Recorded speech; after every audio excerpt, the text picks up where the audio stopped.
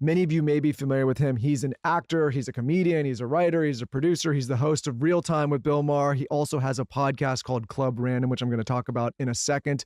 He's a political commentator. He's done a lot for a very long time. What we love most about Bill is he is absolutely outspoken. He says it how he sees it and how he feels. He is willing to talk to anyone from any walk of life. And he's just an all-around nice guy. We had the pleasure of being hosted in Bill's studio where he films his podcast Club Random, and that's where this episode took place.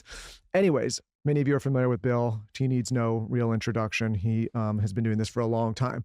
I figured I would get on this podcast and give a bit of a different introduction for us because, one, we may have some new listeners that are unfamiliar with Lauren and I. My name's Michael. Usually I'm with my co-host, Lauren. She'll be on the episode in a second. But this was a different kind of episode for Lauren and I, namely because we filmed this with Bill in his studio where he films Club Random. He was nice enough, like I said earlier, to host us at his house where he films his podcast. And it's a bit of a different format for Lauren and I. We're there.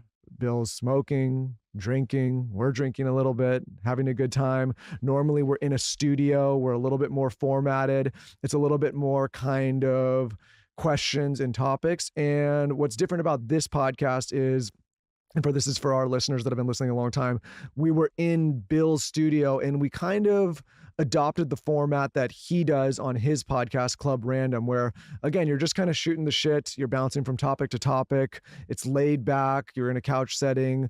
Really, it's kind of just like a conversation in a living room with drinks. Lauren and I had a couple tequila drinks, and you're really just kind of shooting the shit. So for those of you that are listening to this show or familiar with this show and you're used to kind of the back and forth that Lauren and I have typically with the guests that come into our studios, this may feel a little bit different for you. So I wanted to give you that context.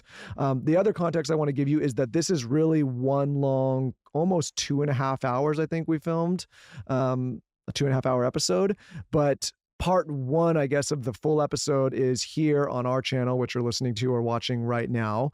And part two would be on Bill's channel, the Club Random podcast. So essentially, we just sat down for 2.5 hours and then cut it right in the middle and kept riffing. And so for those that are listening to this episode and then wondering if that's the end of the conversation, it's not. For the second part, you have to go to Bill's podcast, Club Random. I hate to make people jump through hoops, but he's got a great show anyway, and I'm sure there's other episodes on there that you'll find entertaining. So for part two of this episode and the full context of the full conversation with us and Bill Maher, you have to jump over to his podcast on his channel after this episode. We're releasing on the same day, so you can find everything there.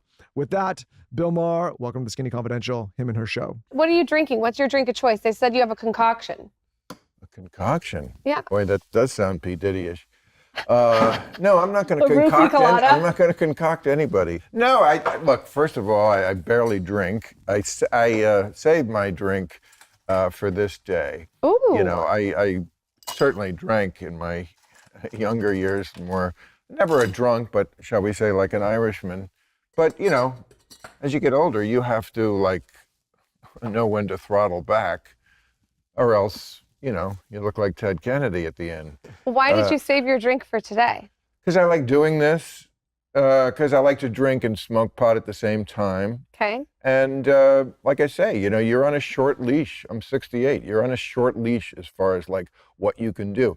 I live basically the same life I always did, but that's because I really take care of myself. And part of that is you just cannot drink at this age and be who you want to be, do who you want to be, and look how you want to look as best you can. If I even smell alcohol these days, I'm hungover for a week. I don't know what happened. Maybe How do you think he feels at 68? Yeah. No, but I don't know. But I'm just going to, have a couple a week. I used to have a couple before I left the house. What's the wellness routine if you wake up hungover? Yeah, we hear you're into the wellness. I never wake hungover. I'm telling you, I have 2 drinks a week. That's it, done. I'm not, probably tonight.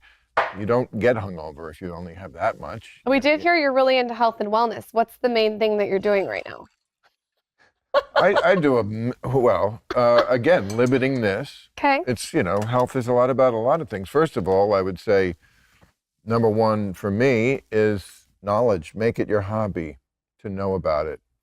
Don't trust doctors. There's a reason why they always say, get a second opinion, because anything a doctor tells you is an opinion. That's not saying that they're corrupt or anything, although there is a lot of that too. But you have to be in charge of your own health. Nobody else is going to look after it. I mean, the way health is done in this country, where people just go to these, I mean, it's better than nothing, but they go to some place where the doctor doesn't even know them. And your doctor has to know your history. For me to even begin to trust them, you have to know my whole medical history. You have to have a continuation. That's how medicine should be done. If you're just going to some guy at the strip mall and he's like, oh, I see the symptom and this is what we do for it. Well, maybe it'll work out. Maybe it'll make you feel better tomorrow, but as far as long-term health, so, look, a lot of that is about economics. Not everyone can afford that. I think after the pandemic, we've seen people most of the time want to be told what to do, maybe. Well, we have a lot of people on the show. Recently, we get people on the show, and we got a lot of shit during the pandemic because we were very skeptical about a lot of things going on, as I know you were. But I think now people are starting to kind of wake up a little bit and say, oh, you really kind of do need to be your own advocate. A degree doesn't necessarily, or a credential doesn't necessarily mean expert. That's what